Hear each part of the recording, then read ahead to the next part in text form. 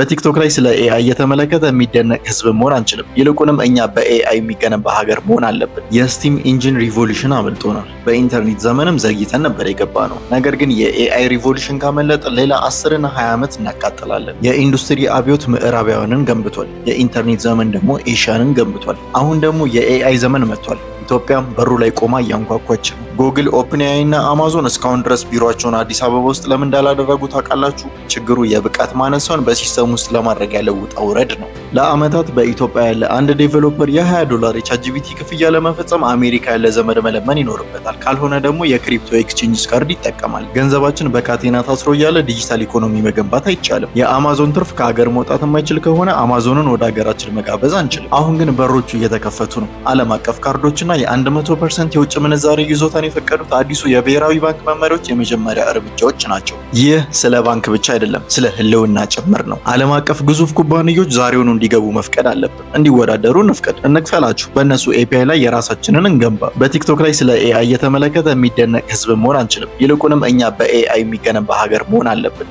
ፎሎ ናፊያድ ፒስ አውት።